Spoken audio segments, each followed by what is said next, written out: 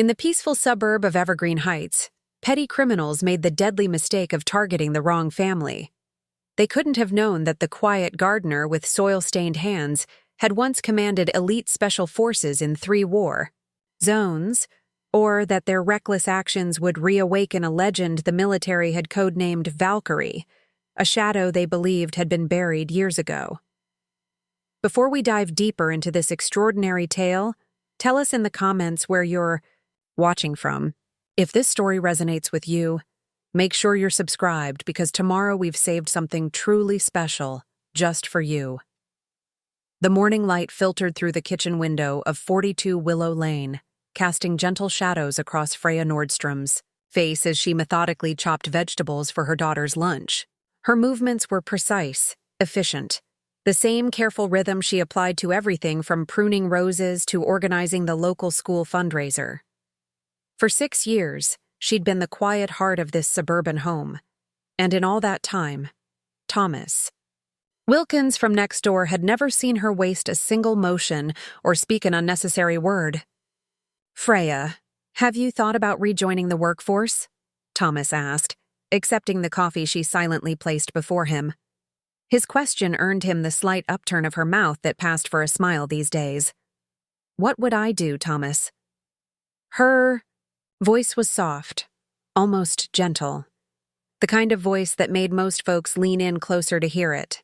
The kind that made them underestimate her, which suited Freya just fine. The kitchen was peaceful this morning, just her husband Derek reading, reports at the dining table, and their 12-year-old daughter Lily finishing homework before the school bus arrived. Derek glanced up occasionally, his eyes meeting Freya's in that knowing way they had. Of all the people in Evergreen Heights, only Derek knew why Freya's hands, now so careful with delicate seedlings and children's scraped knees, had once been feared in combat zones across 3 continents.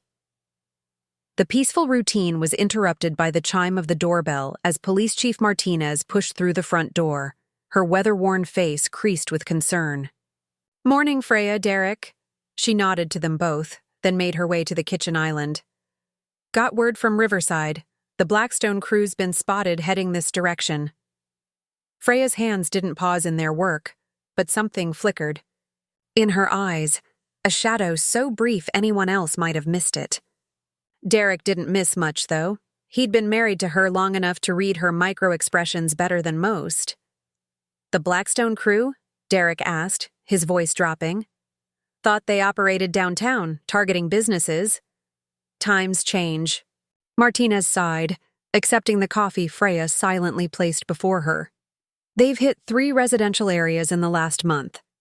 Latest word says they're moving to the suburbs, probably looking for easier targets now that downtown security has increased." Dr. Wilkins from across the street had wandered in through the open door, listening intently. "How many in the crew now, Rosa?" "5 that we know of," the chief replied. "Blackstone himself, Clay Thornton, the Rivers brothers, and that young hothead Lucas Ryan. Mean bunch. They don't just rob, they make examples of homeowners who resist." Freya's hands finally stilled, on the cutting board, just for a moment, her fingers tracing an old scar on her right palm, a habit none of them had ever mentioned but all had noticed. "Evergreen Heights has good security patrols," Derek said firmly, as if speaking it would make it true. "They'll pick another neighborhood." "Maybe," Martinez agreed, but her eyes drifted to Freya. "Still, it might be wise to send word to county for extra patrols out here just in case." "Takes 3 hours for county tactical to deploy," Freya spoke, softly resuming her chopping. "If they're coming, they'll be here sooner than that." The chief studied her for a long moment. "You seem mighty sure about that." "Just logistics, Chief. Nothing more." But her words carried a weight that made the room feel suddenly smaller. Dr. Wilkins chose that moment to check his watch. "Well, I better head to the hospital. Early rounds." He nodded to Freya. "Don't forget those herbal supplements I recommended for your shoulder pain. They came in at the pharmacy yesterday." Freya nodded, though everyone in the room knew she hadn't complained about shoulder pain in all the years they'd known her. It was just one of those little fictions they all maintained, like pretending not to notice how she always positioned herself with sightlines to all entrances and exits, or how her eyes constantly scanned her surroundings even during school picnics. As the morning deepened toward noon, Margaret Chen appeared for her daily power walk around the neighborhood, her sleek ponytail catching the sunlight. Her voice, when she called greetings to neighbors tending their gardens, was sweet and clear, a touch of warmth in a community that sometimes needed it. "Car coming," Derek announced from his spot by the window. "Moving fast." Freya's hands remained steady as she packed Lily's lunchbox, but her stance shifted ever so slightly. To most, she still looked like nothing more than a simple homemaker preparing for the day. But Chief Martinez saw how the woman's weight had settled on the balls of her feet, ready to move in any direction. The sound of screeching tires grew louder, then stopped abruptly outside their driveway. The front door burst open again, revealing Officer Jensen, his face flushed with exertion and alarm. "Chief! Chief Martinez! They're coming!" The Blackstone crew. They just hit the Williams family. In Oak Manor home invasion. "They're headed this way!" In the sudden silence that followed, Freya carefully closed Lily's lunchbox, her movements still measured, still precise, but now they carried an entirely different quality, like a predator assessing terrain before a hunt. "How far?" Martinez demanded. 20 minutes, maybe less. They're moving fast and—" Jensen swallowed hard. "They hurt Mr. Williams pretty bad when he tried to protect his wife." Derek's hand went to Freya's shoulder, a silent question in the touch. "Get word to everyone," Martinez ordered. "Tell them to lock their doors and stay inside. Nobody visible on the streets. Jensen, call county for backup." She turned to Freya and Derek. "Might want to take Lily somewhere else today." "No." Freya's quiet voice cut through the tension like a blade. "Keep everything normal. Lily goes to school just like any other day." They all turned to look at her, but her eyes were fixed on something distant, seeing perhaps not the suburban kitchen around her but something from long ago. "Freya?" Derek's voice held a question. "Some people need to learn," she said softly, "that the quietest storm hits the hardest." Chief Martinez's radio crackled with reports from other officers. The Blackstone crew had been spotted 2 neighborhoods, closer than expected. They were coming faster than anyone had anticipated, and County Tactical was tied up with another situation across town. Freya knelt before her daughter, smoothing Lily's school uniform. "You're going to go with Dad to Aunt Clara's house after school today, okay? A sleepover." "But Mom, I have practice," Lily started to protest. "Not today, sweetheart." Freya's voice remained gentle, but Derek recognized the tone, the same one she'd used years ago when issuing non-negotiable orders. "Remember what we practiced? The special routine?" Lily's eyes widened slightly, then she nodded.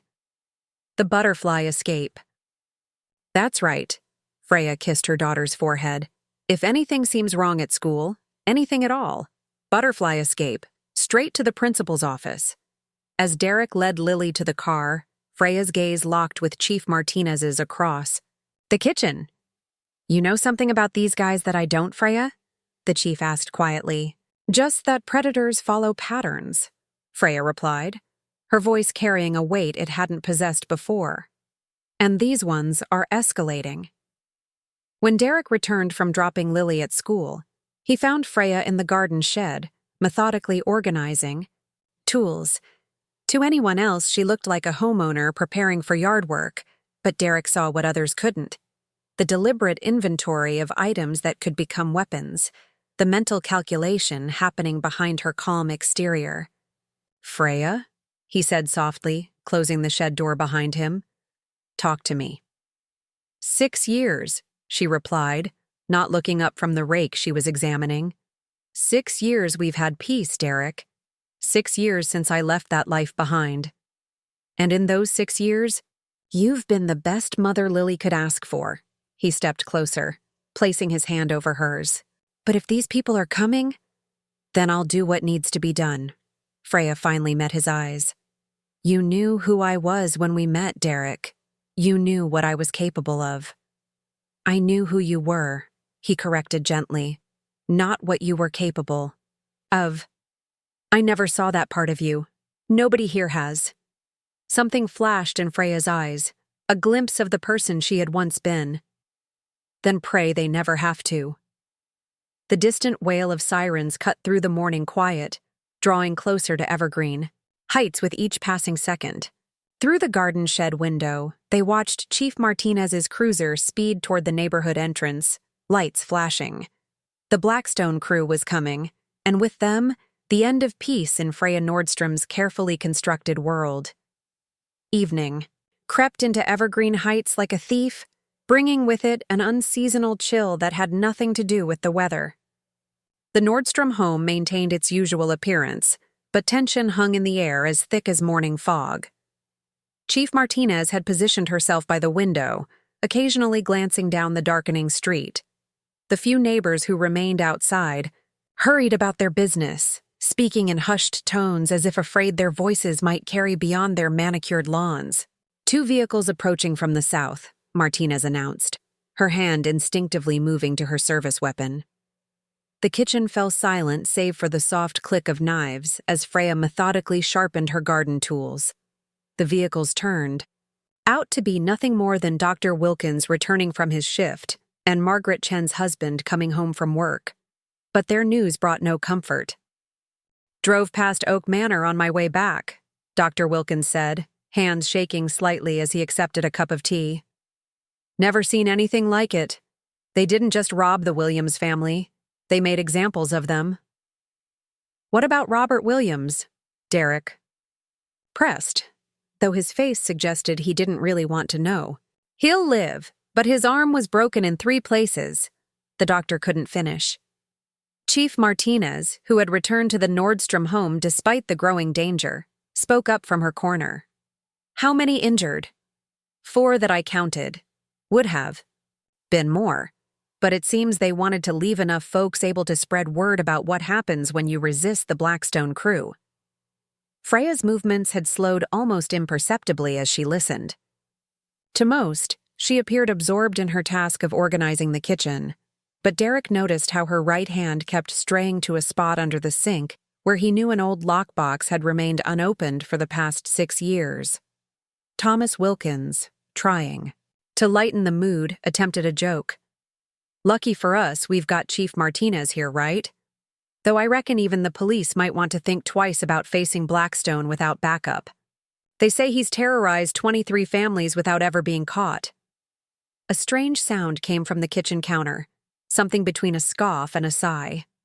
All eyes turned to Freya, who had paused in her work. Something funny about that, Freya? Thomas asked, a slight edge to his voice. 23 victims, Freya said quietly, resuming her task. A man who needs to count that high isn't much of a threat. Thomas's face reddened. What would you know about it? You're just a... That's enough, Derek cut in sharply. Freya, could you check our emergency supplies? I think we're running low on those batteries from the hardware store. Freya nodded and moved toward the basement door. As she passed Martinez's position, the chief spoke in a voice only Freya could hear. Your instincts acting up? Not yet, Freya replied softly, but they will be. As twilight darkened to night, preparing and cooking dinner took on the surreal quality of a ritual performed on the edge of a precipice. Derek set the table with careful precision, his movements deliberately normal for Lily's sake, though the child seemed to sense the tension despite their efforts. Mom, why is Chief Martinez still here? Lily asked, helping place water glasses. And why did you cancel my sleepover at Aunt Clara's? Freya's hands paused momentarily in stirring the pasta. Sauce. Sometimes plans change, sweetheart. The chief is just being extra careful tonight. Lily studied her mother's face with unnerving perception. Like in your stories? About the guardian who protects the village? Freya and Derek exchanged glances.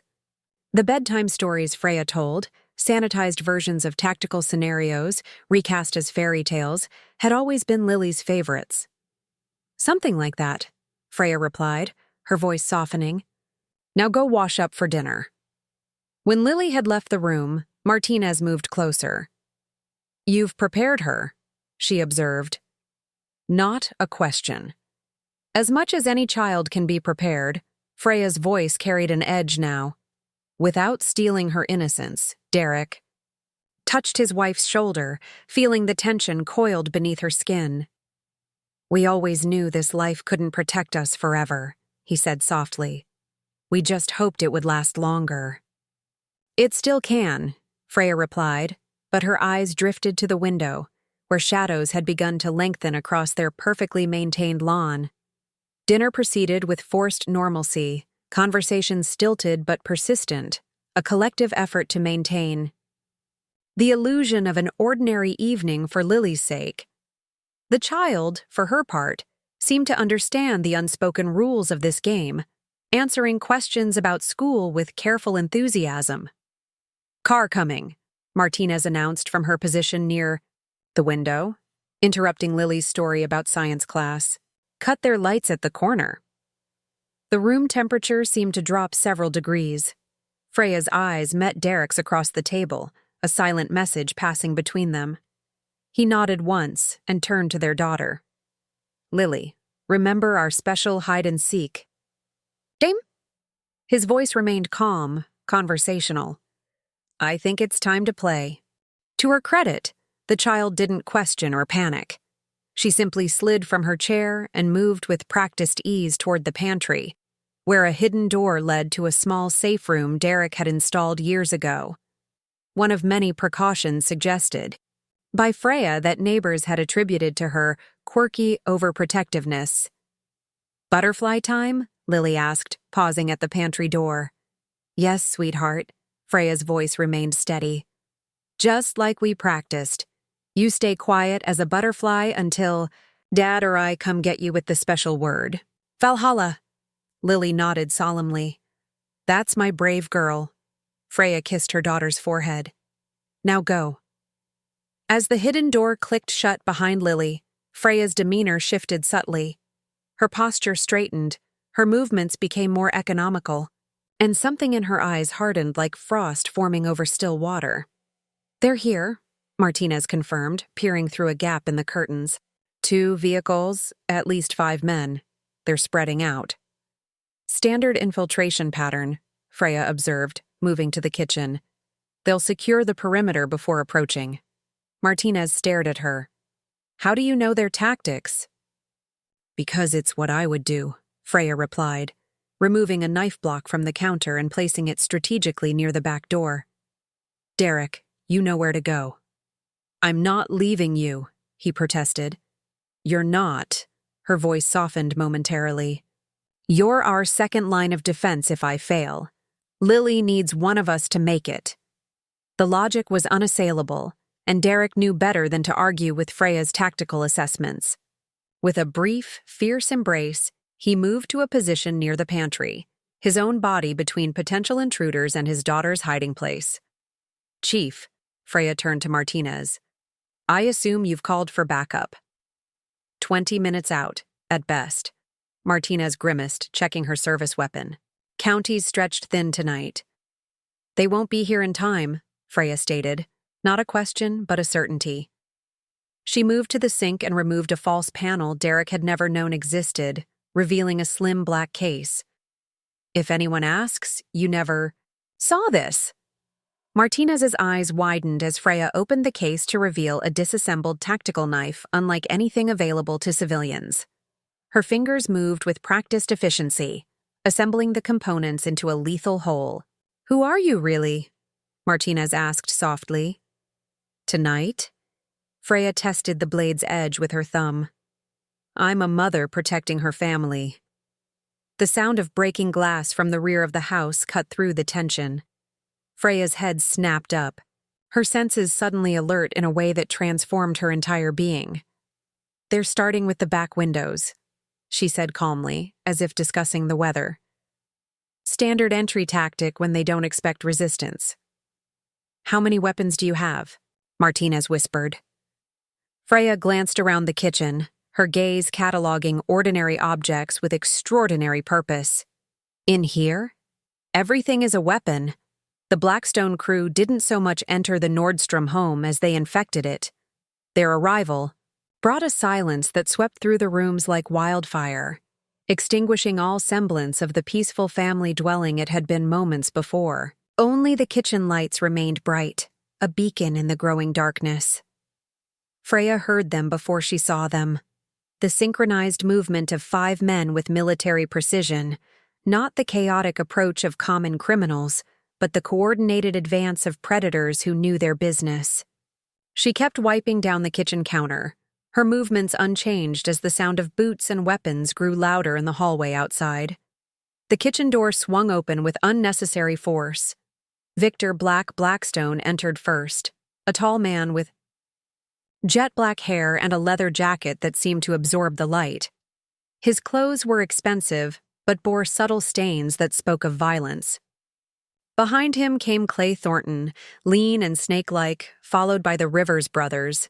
So similar in appearance they seemed to be reflections of each other. Young Lucas Ryan brought up the rear, practically bouncing with poorly contained energy. "Well, ain't this cozy?" Blackstone's voice carried the hint of educated roots gone to seed. "A family dinner interrupted. How inconsiderate of us." His eyes swept the room, registering Martinez with professional assessment. "And with law enforcement present. We must be moving up in the world." "This is a mistake," Martinez said evenly, her hand visible and away from her weapon. "You've got 5 seconds to leave before this gets worse for all of you." "Worse?" Thornton laughed, the sound like glass breaking. "Hear that, Vic? It gets worse." "Your finest valuables," Blackstone ordered, dropping into a chair and propping his boots on the dining table. "Jewelry, cash, electronics. We seem to have a quota to fill tonight." Freya reached for a dish towel, her movements measured and deliberate. She could feel their eyes on her, 5 sets of them, watching for any sign of fear or resistance. She gave them neither. "You folks aren't from around here," Freya observed quietly, placing the towel on its hook. "What gave it away? James Rivers, or perhaps it was Joseph," grinned. "The way you move through a house," Freya replied, turning back toward the sink. "Military-adjacent training. Nobody in civilian life clears rooms that way." The temperature seemed to drop several degrees. Blackstone's eyes narrowed slightly.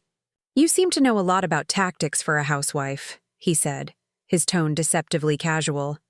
"Person learns things," Freya shrugged, resuming her cleaning. Young Ryan, clearly itching to prove himself, drew a switchblade with a flourish. "Person learns things, huh? Learn anything about this?" He spun the knife around his fingers, showing off. "Learned that's a good way to cut yourself," Freya replied, without looking up. The crew laughed, all except Blackstone, who studied Freya with growing interest. "You got a name, lady?" "Freya. Just Freya." "Just Freya." Blackstone nodded slowly, then without warning swept his arm across the table, sending dishes and glasses crashing to the floor. The sound was like a gunshot in the quiet room. "Well, just Freya? You know what I think?" Blackstone rose, his voice turning ugly. "I think you're hiding something, and I don't like being lied to." Freya finally looked up, her face impassive. "Those dishes cost $40. The Rivers brothers burst out laughing, but Blackstone silenced them with a look. He approached the counter slowly, like a predator closing in. $40? That's steep for IKEA kitchenware." He reached into his jacket and pulled out a $10 bill, flicking it onto the counter. "Here's 10. Buy yourself some manners." Freya looked at the money, then back at Blackstone. "Still owe me 30. "Clayton," Blackstone said softly, "show our friend here what we do to mouthy homeowners."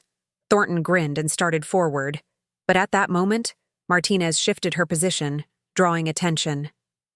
"That would be a serious mistake," she said, quietly. "Assaulting a civilian in front of an officer adds years to your sentences." "An officer?" Blackstone's smile widened. Must be our lucky day. Way I hear it, Martinez continued, stepping further into the room. Oak Manor is looking for the people responsible for putting Robert Williams in the hospital. You boys wouldn't know anything about that, would you? Can't say that we do, Blackstone replied, though his eyes glinted with malice. I did hear something interesting about Oak Manor, though. Heard their security patrol was understaffed. Rolled over while good families got terrorized. His hand drifted toward his waistband. You're not understaffed, are you, Chief? Everything happened at once. Martinez's hand dropped to her holster, but Blackstone was faster. The shot echoed like thunder. In the confined space, the chief stumbled backward, red blooming across her shoulder. Rosa! Freya's voice cracked for the first time, genuine emotion breaking through her careful facade. Stay back, Martinez gasped, then crumpled against the wall, still conscious but in shock. Blackstone holstered his smoking gun. Now where were we? Yes. Teaching some manners to our friend the housewife. Clayton Thornton moved forward again, cracking his knuckles. But this time something had changed in Freya's demeanor. Her hands had stopped their endless cleaning. Motion. Her shoulders had straightened almost imperceptibly, and her eyes had taken on a look that made even Thornton hesitate. Been a long time since I neutralized a hostile, Freya said softly, almost to herself.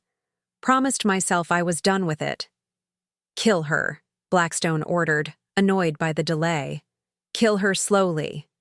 Thornton reached across the counter to grab Freya's shirt, and that's when everything changed. Freya's hand moved faster than seemed humanly possible, catching Thornton's wrist and yanking him forward. There was a sharp crack as Thornton's face met the solid granite countertop.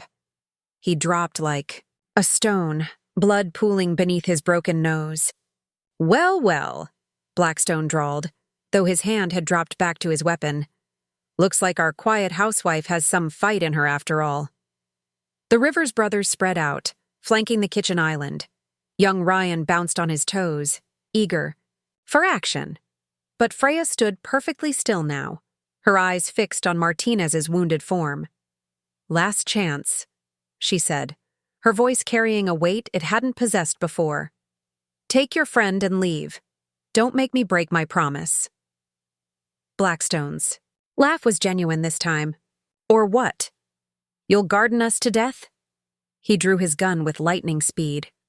I think it's time we... The sound of a knife being unsheathed cut through his words.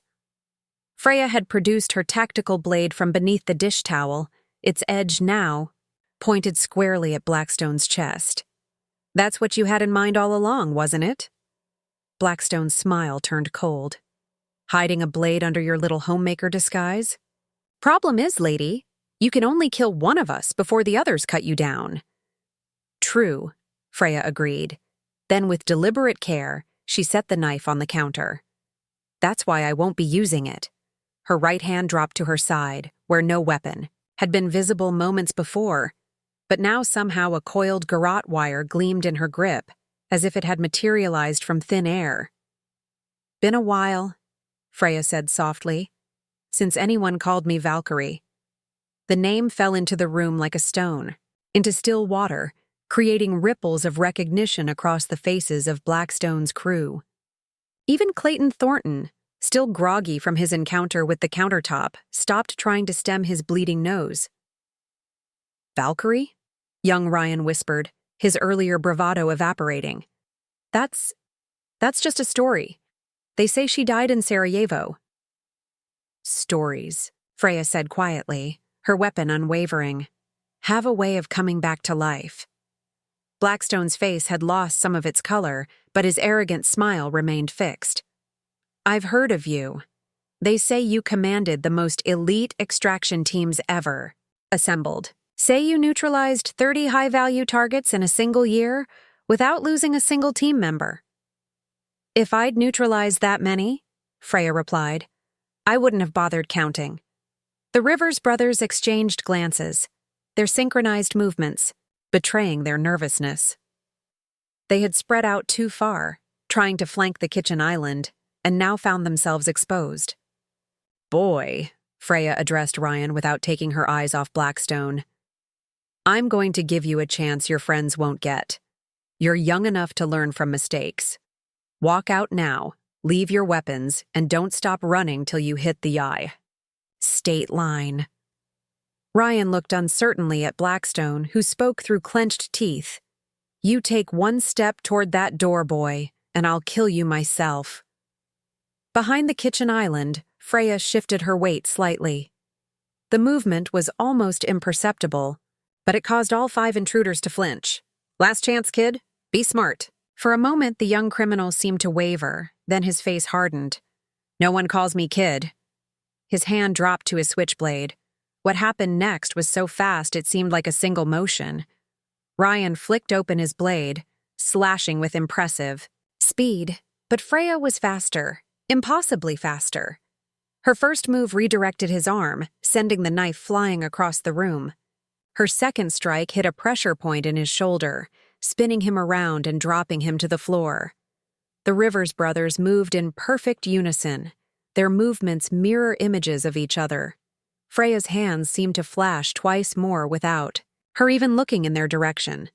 Both brothers stumbled backward, clutching their throats, gasping for air from precisely delivered strikes. "You've lost your edge, Valkyrie," Blackstone sneered, though sweat had broken out on his forehead. "Time was, you'd have killed them all." "Still might," Freya replied calmly. "Depends on what happens next." Clayton Thornton had managed to regain his feet, blood still streaming from his nose. His hand strayed toward his concealed weapon. "I wouldn't," Freya warned. "You're slower than the others, and your equilibrium is compromised." "One woman?" Blackstone laughed, but there was a hysterical edge to it. "Against the 2 of us? Those aren't good odds, Valkyrie. Better than you think." Freya's eyes flickered to Martinez's form. "Rosa was more than just a police chief to me. She was there that day in Copenhagen when I disappeared. Made me promise to stop hurting people. Made me swear I'd find another way." Her voice grew softer. "But she's bleeding now, and that promise is getting harder to keep." A movement caught Freya's eye. Derek stood in the shadow of the hallway, a baseball bat gripped in his hands. He had remained hidden, protecting the path to Lily, but now his protective instincts had drawn him forward. Their eyes met briefly, and she gave an almost imperceptible shake of her head. He understood, stepping back into the darkness. "Copenhagen," Blackstone said slowly, recognition dawning. "That's where the Valkyrie disappeared after the embassy extraction. 8 hostages rescued, they say." 9, Freya corrected. "People always forget about the ambassador's aid." "And now you?" Thornton spat blood onto the tile floor. "How the mighty have fallen." "Person needs peace," Freya replied. "I found mine here, until you brought violence to my home." Outside, thunder rumbled, a storm approaching, or perhaps just the echo of the earlier gunshot. The wounded criminals groaned softly, but no one moved to help them. "Way I see it," Blackstone said, his voice taking on a reasonable tone, "we've reached an impasse. You're good, maybe the best there ever was, but you can't watch all of us at once. The minute you turn to deal with one, the other will put a bullet in you."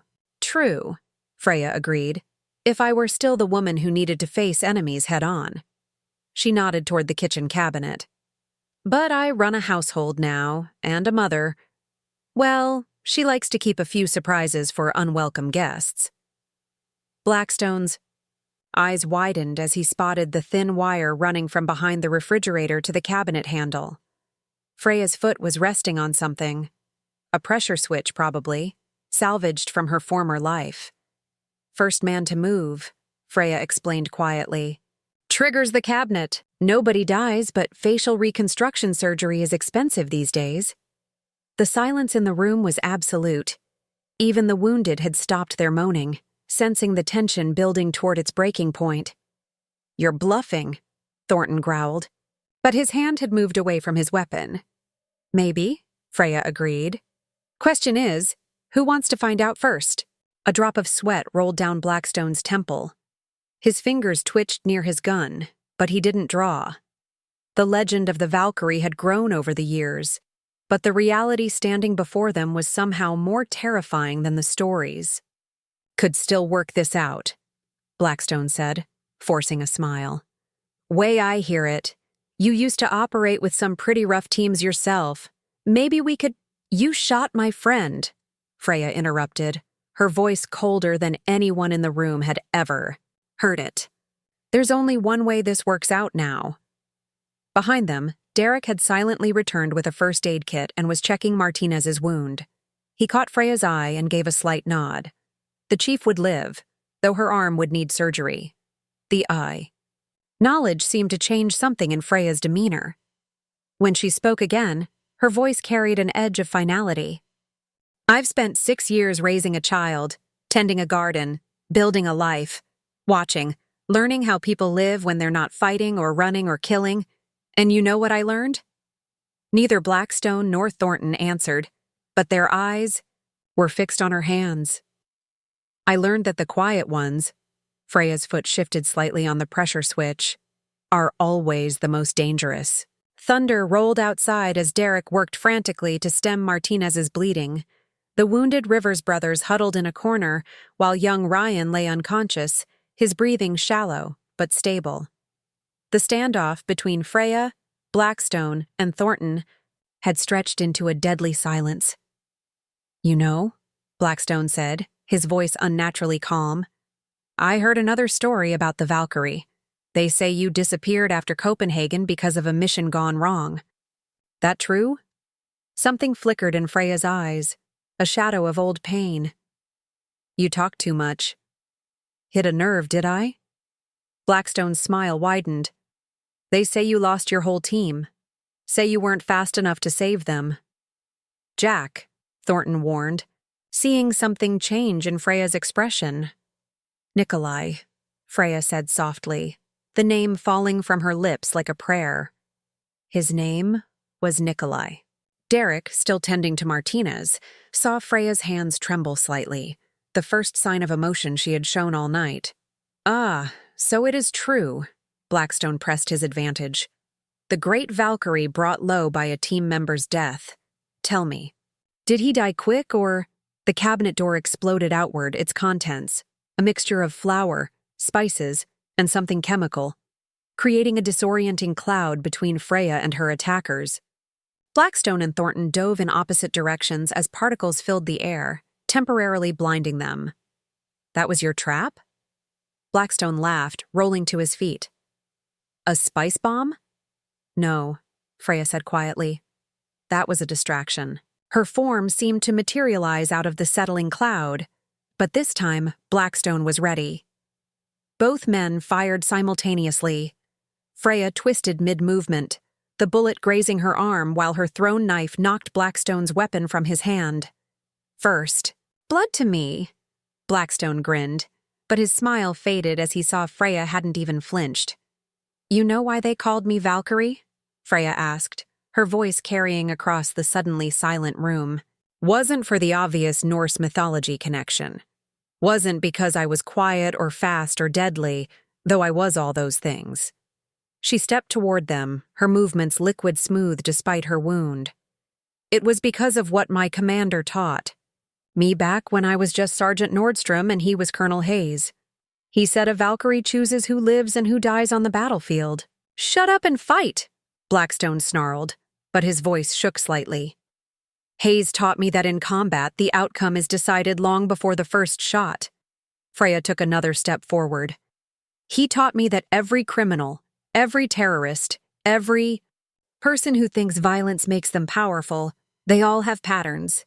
And if you study those patterns long enough— Her hand moved in a blur, catching a knife Thornton had pulled from his boot, redirecting it into the wall. You can anticipate their next 10 moves. Impossible, Thornton gasped, clutching his newly twisted wrist.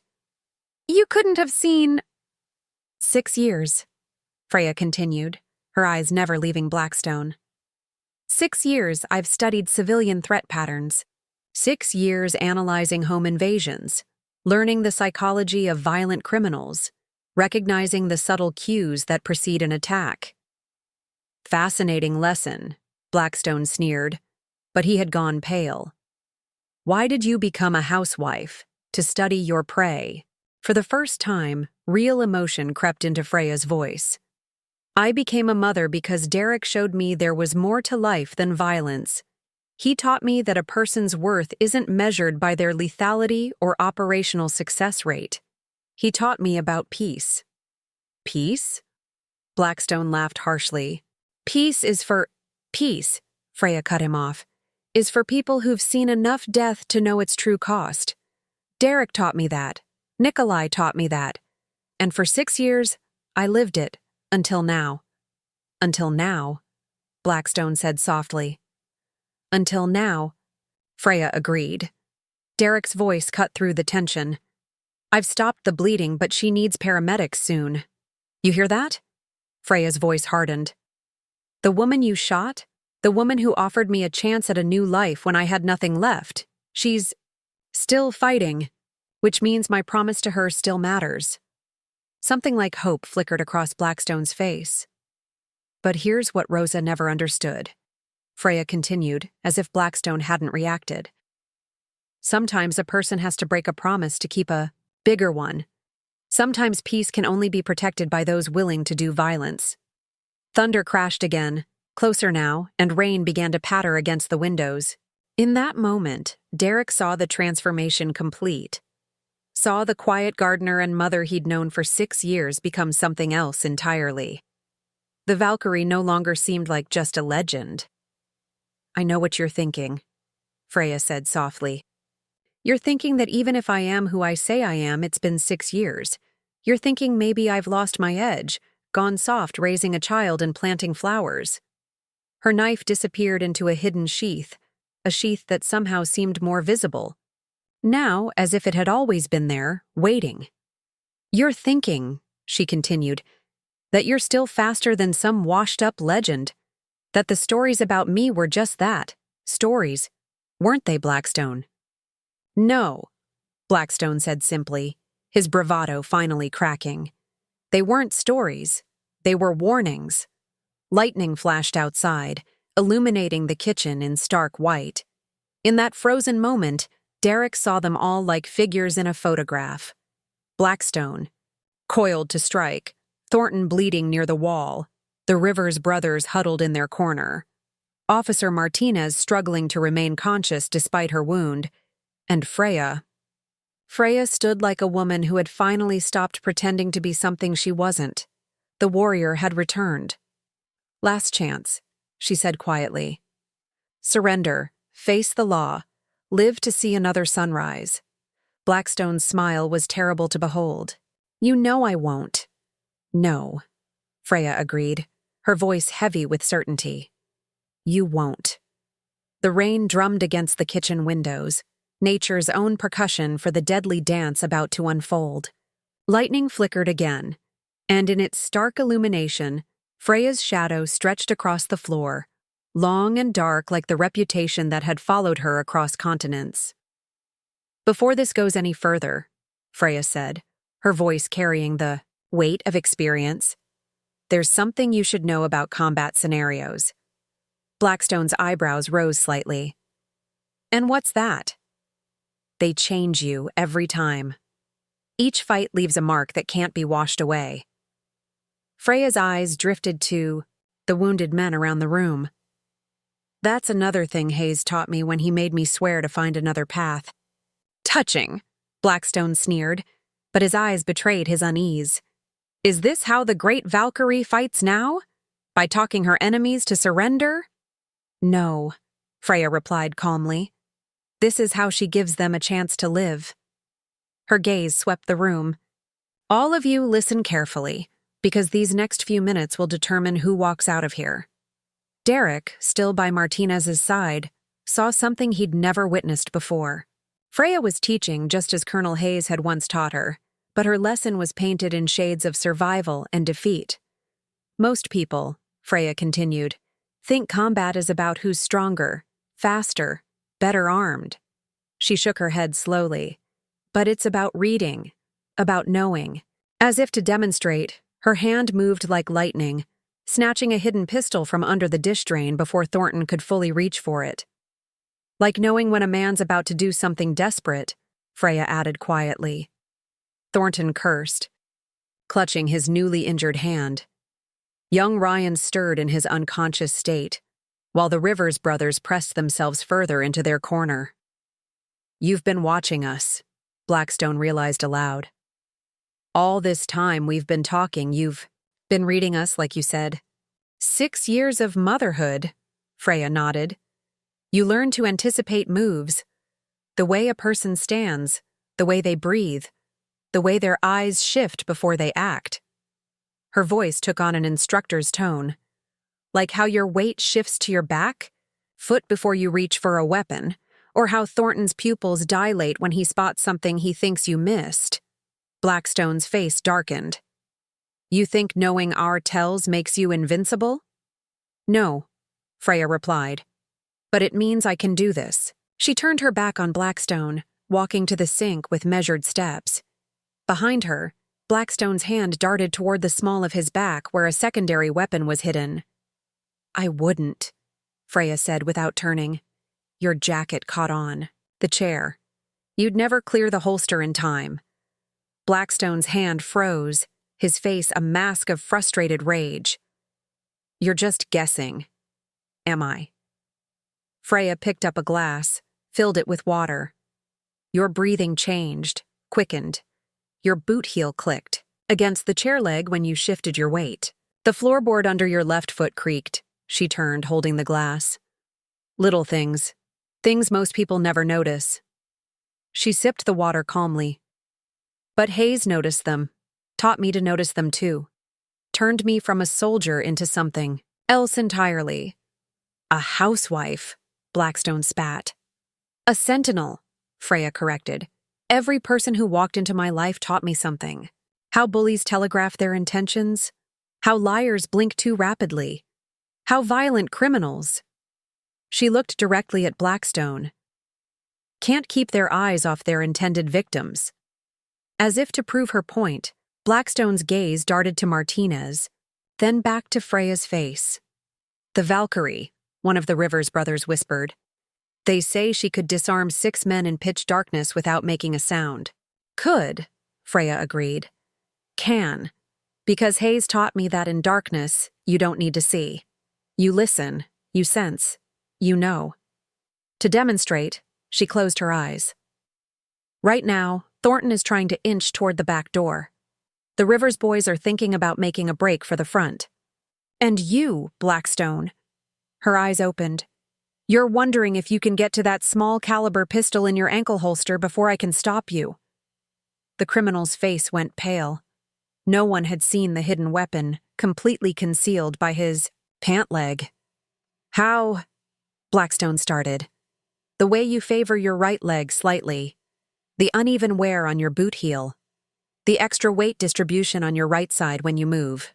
Freya's voice was almost gentle now. "Details. Always details." Derek spoke up from where he worked on Martinez. "The chief's stabilized, but she needs a hospital. Patrol units should be here in minutes." "Then it's time to end this. One way or another," Freya replied. "You can't take all of us at once," Blackstone said, but his voice lacked conviction. "Don't need to. Already know what you're all going to do." Freya's voice hardened slightly. "The Rivers brothers will surrender. They value survival over loyalty. Thornton will try something reckless and get himself hurt worse. And you—" She paused. "You'll go for your backup weapon because your ego won't let you do anything else." "You're awfully sure of yourself," Blackstone growled. "No," Freya corrected. "I'm sure of you. Men like you, they're all variations on the same pattern. Think their reputation makes them special. Think being feared makes them important." She shook her head slowly. "But fear is just another tell, another pattern to read." Lightning flashed again, and this time when the thunder rolled, It seemed to shake the very foundations of the house. The rain intensified, drumming against the roof like 1,000 impatient fingers. "Last chance," Freya said quietly. "Because once this starts, all the tactical knowledge in the world won't help you. Once this starts, I stop being the mother, stop being the neighbor everyone underestimates." "And what's that make you?" Blackstone asked, though his face suggested he already knew the answer. Freya's reply was simple, final. "Your worst nightmare." The moment shattered like glass hitting concrete. The Rivers brothers raised their hands in surrender, just as Freya had predicted. Thornton lunged for the back door, his movements telegraphed seconds before he began. And Blackstone went for his ankle holster with snake-like speed, but Freya was faster. She'd been faster 6 years ago in Copenhagen, and time hadn't changed that truth. Her first move disabled Thornton with a precisely aimed water glass to the temple. Her second placed her directly in Blackstone's path, blocking his access to the weapon. And her third was a textbook disabling strike to his solar plexus that left him gasping on the floor.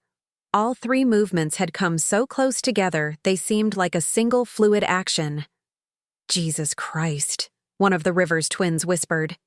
"That's not human."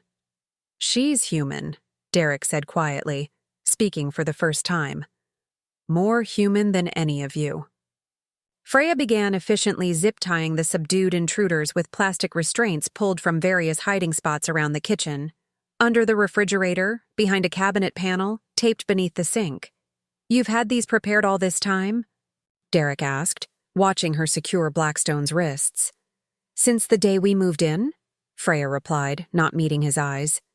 "Some habits you don't break." Thornton groaned from his position on the floor. "You're not as fast as you used to be, Valkyrie. The old you would have killed us all." "Maybe," Freya agreed, checking Martinez's bandage. "Or maybe Colonel Hayes's lessons went deeper than you think."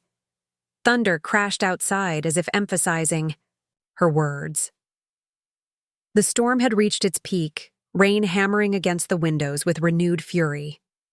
In the dim light, shadows danced across the walls like restless memories. "Your legend," Blackstone continued, his voice taking on an almost conversational tone despite his restraints, "says you never lost a team member until Copenhagen, never failed an extraction." "Wasn't trying to kill you," Freya replied, not engaging. With his bait. "Wasn't trying to fail that mission either." That brought Blackstone up short. "What?" "Violence is a tool, not a solution." Freya kneeled next to him, checking his restraints. "Another lesson from Hayes." Sirens wailed in the distance, growing closer with each passing second. Backup was finally arriving, though the danger had already passed. "What happens now?" Derek asked, still monitoring Martinez. "Now," Freya said, her gaze drifting toward the pantry where their daughter remained hidden, "we learn to live with what happened here." A small voice came from the direction of the pantry. "Mom? Dad?" Lily called through the hidden door. "I heard the special word. Is it safe?" Freya and Derek exchanged glances, realizing one of them must have said Valhalla during the confrontation. "Stay. There, sweetheart," Freya called, her voice instantly transforming back into the gentle mother tone Lily knew. "There's a bit of a mess out here. Dad will come get you in a minute." But before Derek could move, a crash came from the front of the house, the sound of the door being breached. "Police! Hands where we can see them!" Multiple officers poured into the kitchen, weapons drawn. Freya automatically raised her hands, positioning herself between the newcomers and Derek. "Chief Martinez is injured," she called calmly. "These men are restrained. We need medical assistance." The lead officer took in the scene with professional assessment: 5 subdued criminals, an injured police chief, and a seemingly ordinary couple standing in the middle of what looked like a war zone. "Mrs. Nordstrom?" the officer asked, lowering his weapon slightly. "Chief Martinez called this in before she was shot, said to approach with extreme caution, that we might be walking into an active situation with multiple armed suspects. The situation has been contained, Freya replied simply. The officer surveyed the kitchen again, this time with growing confusion.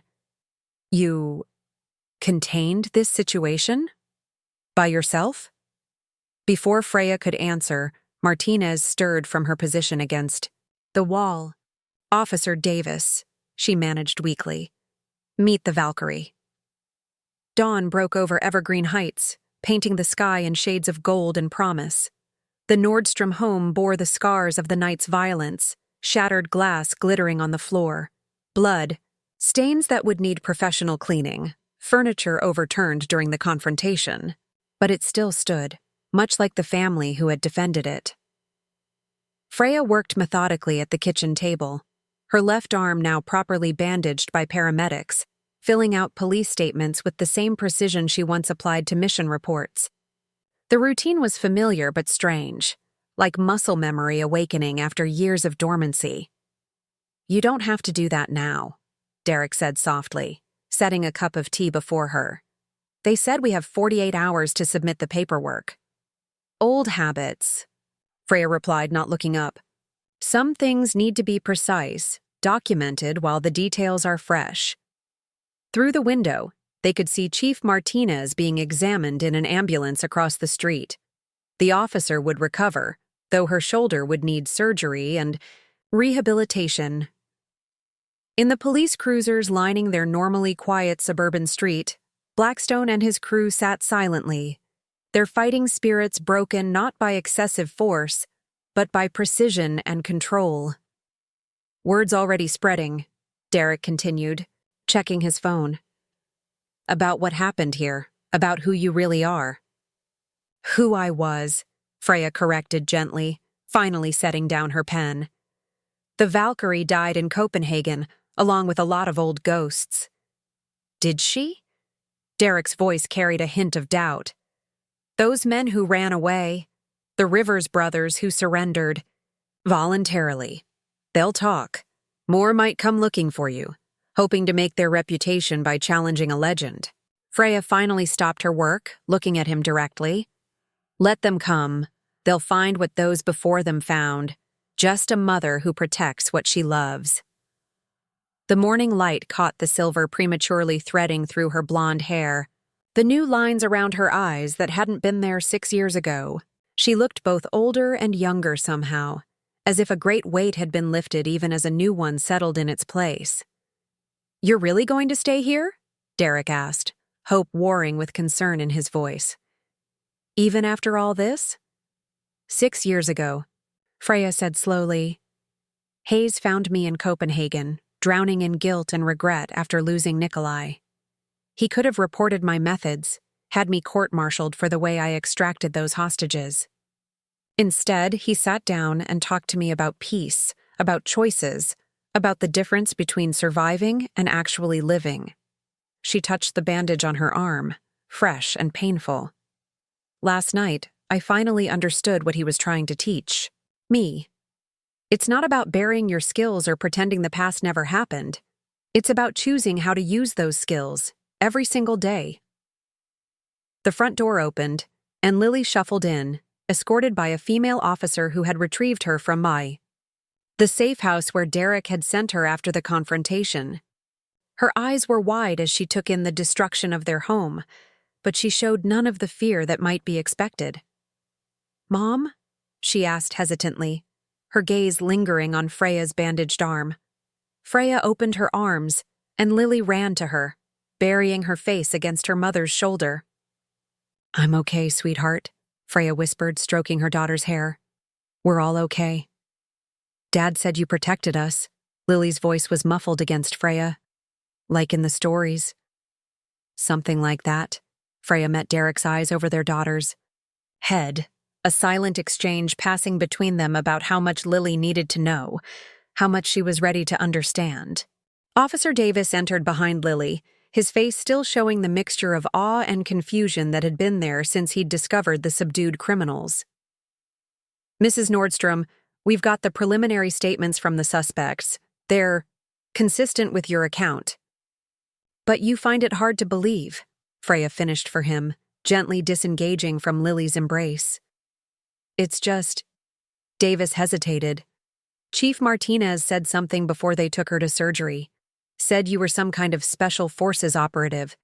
That you once led extraction teams in conflict zones around the world. Lily's head snapped up, staring at her mother with newfound curiosity. That was another life, Freya said simply. But how… Davis gestured at the kitchen, where evidence technicians were still documenting the scene.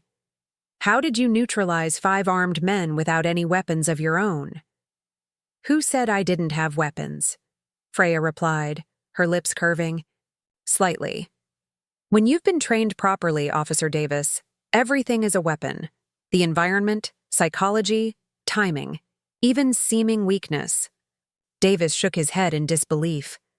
The department will want to interview you more extensively. There might be federal interest too, given your background.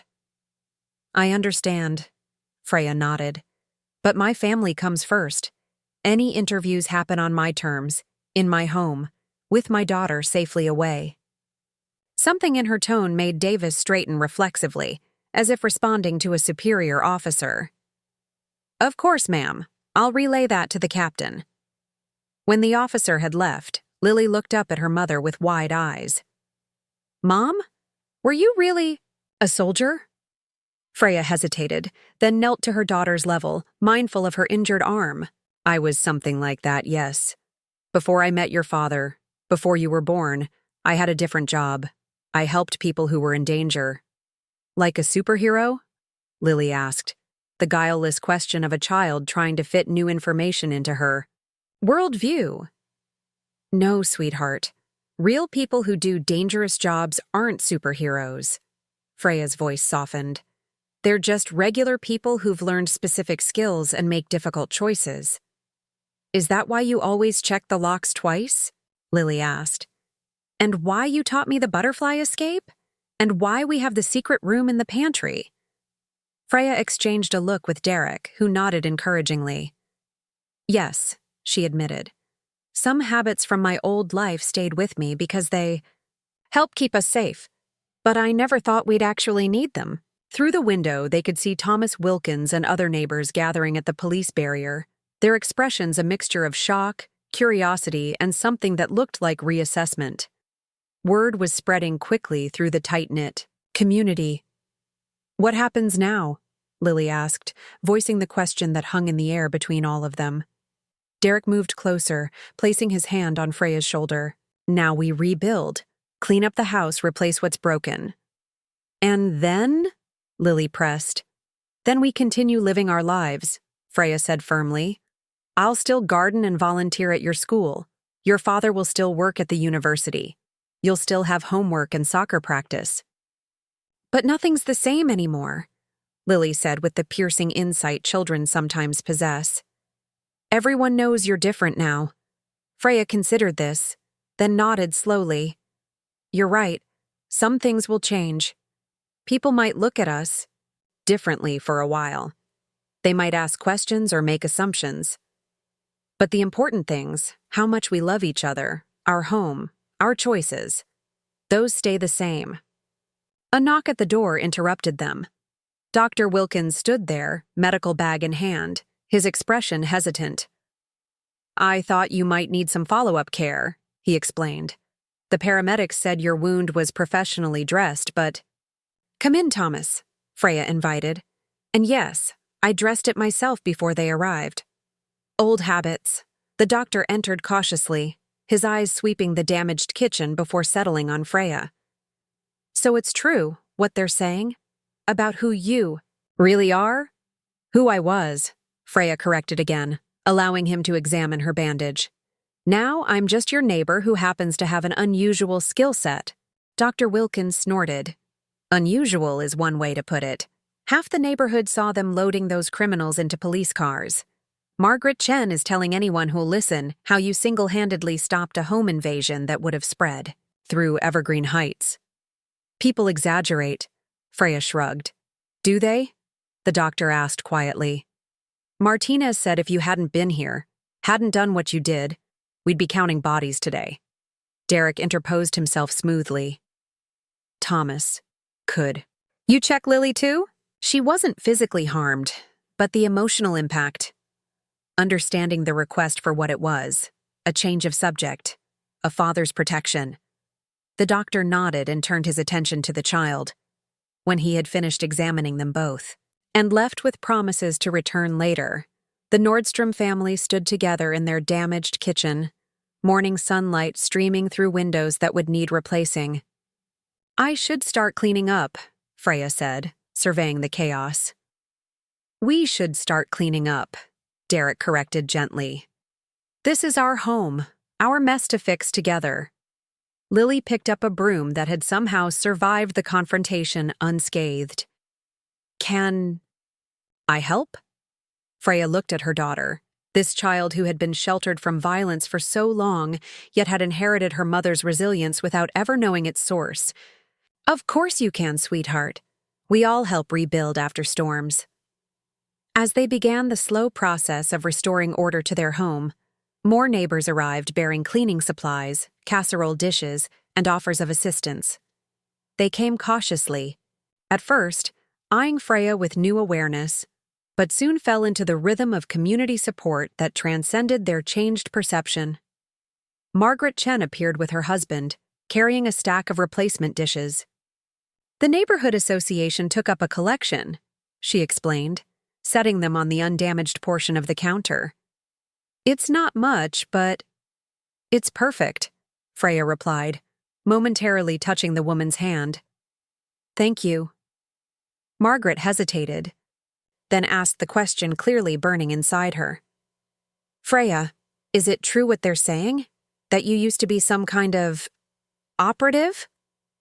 Outside, thunder rumbled again, the storm returning for a second round, or perhaps just the echo of the night's violence still reverberating through their lives. What I used to be matters less than what I am now, Freya answered finally. A neighbor, a mother, a gardener with peppers that need harvesting after the rain stops. The simplicity of the answer seemed to satisfy Margaret more than any elaborate explanation could have. She nodded and joined the cleanup effort without further questions. Evening settled over the Nordstrom home, the day's cleanup efforts having restored a semblance of order to the kitchen and living areas. Windows had been temporarily boarded up, floors scrubbed clean of blood and debris, furniture righted and broken pieces removed. The physical evidence of violence was fading, though the memory remained sharp in the minds of those who had witnessed. Freya sat at the repaired kitchen table, methodically field stripping and cleaning the small firearm that Officer Davis had returned to her. The one that had been concealed beneath the sink for 6 years, never used until the previous night. Her movements were automatic, muscle memory guiding fingers that hadn't performed this particular ritual in years, but hadn't forgotten their purpose. I didn't know you still had that, Derek said quietly, entering the kitchen after putting Lily to bed. Neither did I some days, Freya replied, not looking up from her work. But it was always there, like certain parts of myself. Dormant, but not gone.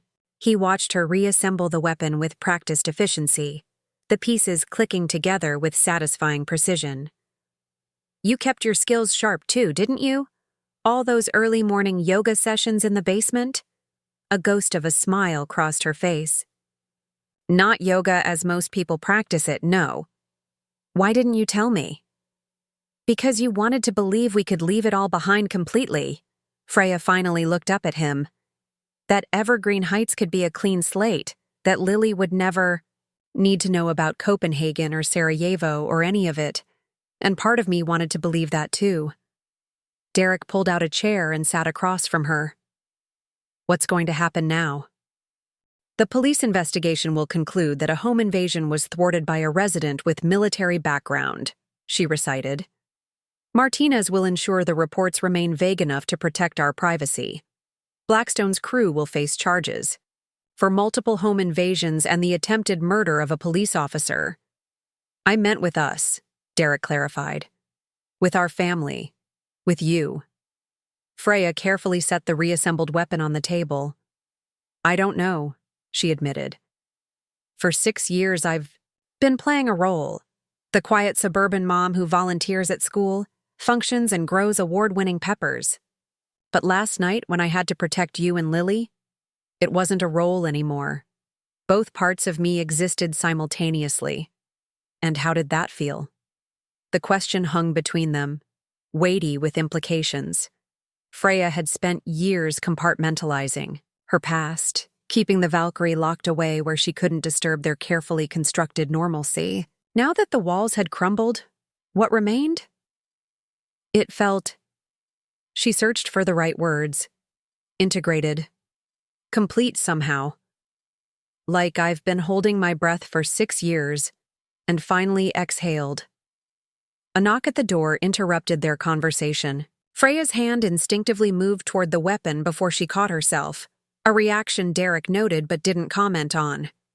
"It's Colonel Hayes," she said, rising from her chair. "I recognize his knock." "Hayes? Here?" Derek's surprise was evident. How did he even know? "He's always known where we are," Freya replied simply. "That was part of our arrangement when he helped me disappear. Insurance, he called it." She opened the door to reveal an imposing figure, in civilian clothes. A man in his early 60s with close-cropped silver hair and the unmistakable bearing of someone accustomed to command. Colonel Richard Hayes had aged since Copenhagen, lines etched more deeply around his eyes, but his gaze remained as sharp as Freya remembered.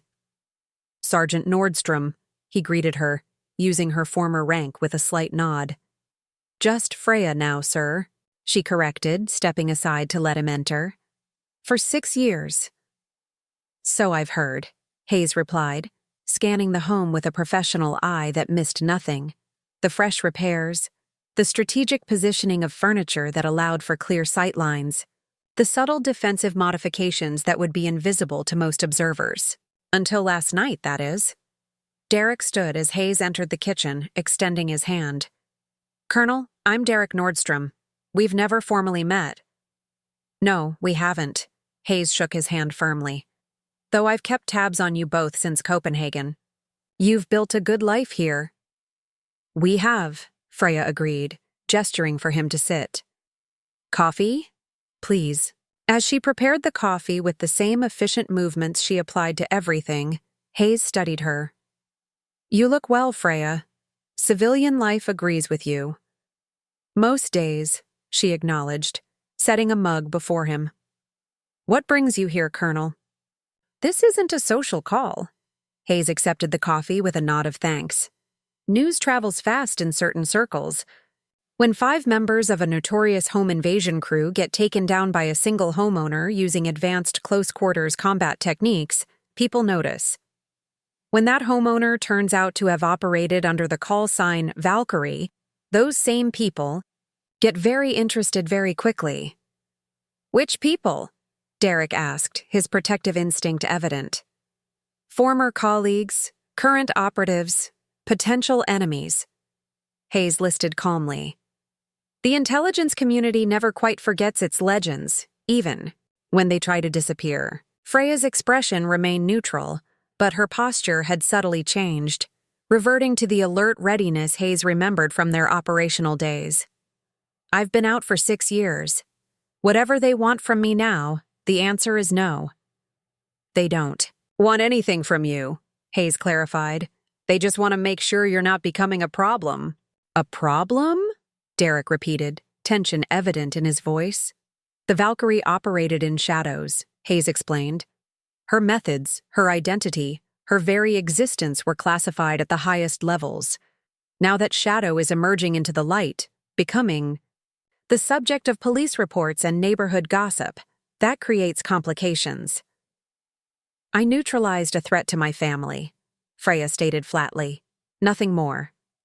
And did so with remarkable restraint, according to Chief Martinez's preliminary statement," Hayes acknowledged. "No fatalities, minimal permanent damage, even to the perpetrators. Your control has improved since Copenhagen." The mention of that mission hung in the air between them, laden with unspoken history. Derek glanced between them, aware he was witnessing The resurrection of a relationship forged in places and circumstances he could barely imagine. "Why are you really here, Colonel?" Freya asked directly. Hayes set down his coffee mug. "Two reasons. First, to warn you that your cover, thin as it was, is compromised. The legend of the Valkyrie will spread, and with it, potential danger to your family. There are still people out there with long memories and longer grudges. And the second reason? To offer you options," Hayes replied. "Relocation, new identities, a fresh start somewhere else, or enhanced security here, if you prefer to stay." "Arranged. By whom?" Freya's voice had taken on an edge Derek recognized, the tone she used when she sensed manipulation. "The agency still values your service, despite how it ended," Hayes said carefully. "They're willing to provide resources to ensure your continued retirement." Freya laughed, a sound without humor. "The agency doesn't protect assets out of gratitude, Colonel. What's the real offer?" Hayes's expression remained impassive, but something like approval flickered in his eyes. "You haven't lost your edge. You're right, of course. They're interested in your potential availability as a consultant.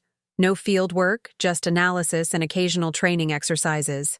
In exchange for enhanced security protocols for your family." "Absolutely not," Derek interjected. "We left that world behind for a reason." Hayes turned his attention to Derek. "Did you really think it was that simple, Mr. Nordstrom? That someone with your wife's particular skill set and knowledge just walks away clean? The only reason you've had 6 years of peace is because I personally vouched for her stability and discretion. And now?" Freya asked quietly. "Now the situation has changed," Hayes stated. "You've demonstrated that the Valkyrie is still very much alive inside the gardener. The question is whether that presence is controlled or volatile." Before Freya could respond, a small voice came from the kitchen doorway. "Mom?" All three adults turned to see Lily standing there in her pajamas, her expression curious as she took in the stranger at their kitchen table. "Sweetheart, you should be in bed," Freya said gently, her entire demeanor shifting instantly from alert operative to concerned mother. "I heard voices," Lily explained, her eyes fixed on Hayes. "Is he one of the bad men from last night?" Hayes's eyebrows rose slightly at the directness of the question. "No, Lily," Freya assured her. "This is Colonel Hayes, an old colleague of mine. From before you were born." "From when you were a soldier?" Lily asked innocently. The question caused a momentary flicker of surprise on Hayes's face. He glanced at Freya with new assessment. "Something like that," Freya acknowledged. "Now back to bed, please. I'll come check on you in a few minutes." Lily hesitated, then approached the table with the fearlessness of childhood. She extended her small hand to Hayes with formal politeness. "I'm Lily Nordstrom. Did you work with my mom when she helped people who were in danger?" Hayes accepted the handshake with surprising gentleness. "I did indeed, young lady. Your mother was the best at what she did." "Was she really called the Valkyrie, like in my Norse mythology book?"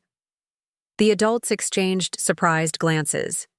"The walls in this house are thin," Lily explained with a shrug that seemed far too mature for her years. "And I'm good at being quiet. Mom taught me." Hayes studied Lily with newfound interest, then looked at Freya with an expression that mixed appreciation and concern. "She has your situational awareness." "And my stubbornness," Freya replied, gently turning her daughter toward the hallway. "Which is why she's going back to bed now. We'll talk more in the morning, Lily." "Promise?" the girl asked, clearly reluctant to miss whatever adult conversation was happening. "Promise," Freya confirmed, giving her a gentle nudge. "Sweet dreams, little Valkyrie." When Lily had disappeared down the hallway, Hayes leaned back in his chair. "She's remarkable. Observant, direct, adaptable to changing circumstances. How much have you taught her?" "Nothing about my former work," Freya said firmly. "Only basic safety protocols disguised as games. The butterfly escape, safe room procedures, emergency contacts. Things any security-conscious parent might teach. And yet she's piecing it together on her own, Hayes observed. Children often inherit more than just physical traits, Freya. Your daughter has your mind. Analytical, strategic. She's connecting dots we hoped would remain separate. Derek ran a hand through his hair, the stress of the situation evident. So what happens now? We uproot our lives again? Move to some new town and pretend this never happened? How long until someone else recognizes Freya? Or until Lily starts asking questions we can't deflect? Hayes considered this, fingers tapping thoughtfully against his coffee mug. There is another option. One the agency hasn't authorized me to offer, but one I think might be the most sustainable long-term solution. I'm listening, Freya said cautiously. Integration rather than segregation, Hayes suggested. You've spent 6 years trying to keep your two identities separate, the Valkyrie and the suburban mother. Perhaps it's time to acknowledge they're both essential parts of who you are.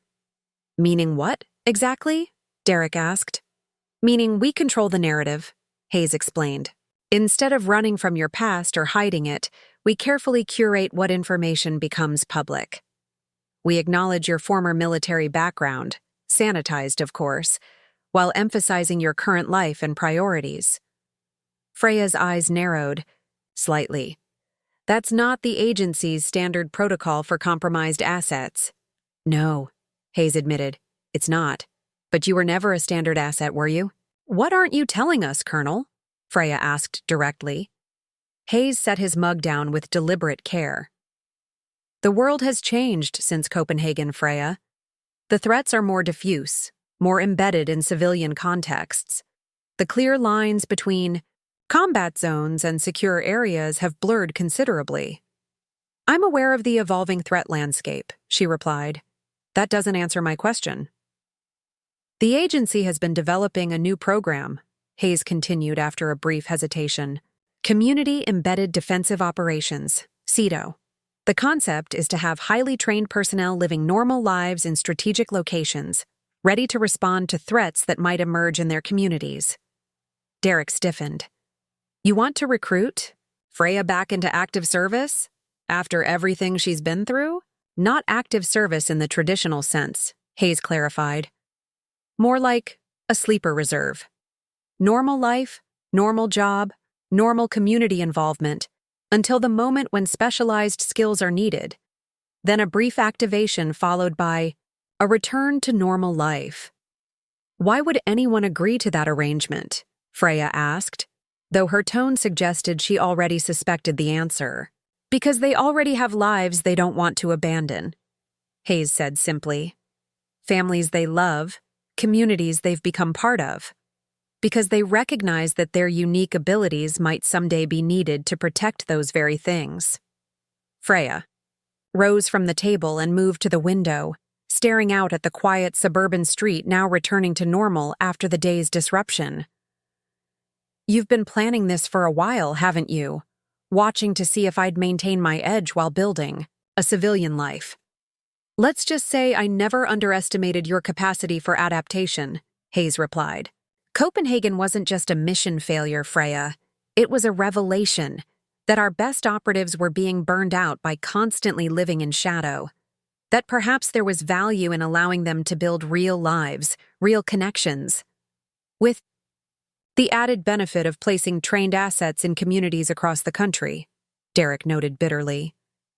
Convenient. Pragmatic, Hayes corrected. The threats don't disappear just because we wish them away, Mr. Nordstrom. Your wife understands. That better than most. Freya turned back to face them. And if I refuse? If I want to maintain my retirement? Then I'll do everything in my power to help you relocate and rebuild, Hayes said without hesitation. I owe you that much after Copenhagen, but I can't guarantee. Others won't come with less generous offers. Your actions last night created ripples that can't be easily contained. The house had grown quiet, the only sound the soft ticking of the kitchen clock and the occasional creak of settling repairs. Freya moved back to the table but remained standing, her posture balanced and centered in a way Derek recognized from her most serious moments. "I need parameters," she said finally. "Clear boundaries that protect my family first and foremost. No operations that directly involve Evergreen Heights. No extraction of information from neighbors or community members. My cover as Freya Nordstrom, gardener and mother, remains my primary identity." Hayes's expression remained neutral, but something like respect flickered in his eyes. "Those terms can be accommodated. I also want protection protocols for Derek and Lily, independent of my involvement. If something happens to me, they remain secure." "Of course. And Lily's safety is non-negotiable," Freya continued, her voice hardening. "She never becomes an asset, never gets recruited, never gets drawn into this world unless she chooses it as an adult with full awareness of what it means." At this, Hayes actually smiled slightly. "Now that might be the one promise I can't fully make, Freya.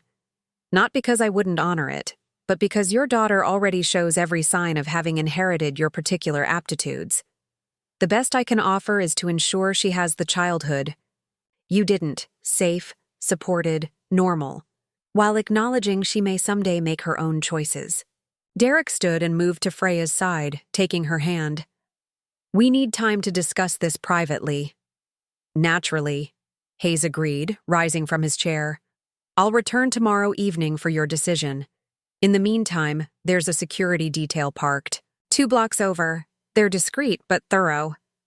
"You already had them in place," Freya observed, "before you even made your offer." "Like I said," Hayes replied, moving toward the door, "I never underestimated you." When he had gone, Freya and Derek stood in the newly repaired kitchen, the weight of decisions hanging heavy between them. "Can we trust him?" Derek asked quietly. "Hayes?" "More than most," Freya admitted. "He could have had me eliminated after Copenhagen if he'd wanted to. Instead, he helped us disappear. But can we trust his offer? This CEDO program sounds too convenient, too perfectly timed." Freya sighed, finally allowing the exhaustion of the past 24 hours to show. "Hayes operates on multiple levels. The offer is genuine, but it's also certainly serving other agendas I can't fully see yet." "And what do you want?" Derek asked, turning to face her directly. "Not what's safest or most practical. What do you want, Freya?" The question hung in the air between them, deceptively simple, yet profoundly complex. For 6 years, Freya had subordinated her wants to the needs of their family, to the demands of maintaining their carefully constructed normalcy. Now, with that normalcy shattered, what remained? "I want to stop pretending," she said finally, her voice barely above a whisper. "I want Lily to know who her mother really is. Not just the garden club organizer, but the woman who can protect her when threats arise. I want our neighbors to understand enough about my past that they're not shocked by my capabilities, but not so much that they fear me." She looked down at her hands, capable of both nurturing plants to bloom and neutralizing threats with lethal efficiency. "Most of all, I want integration, like Hayes suggested. I'm tired of living a divided life.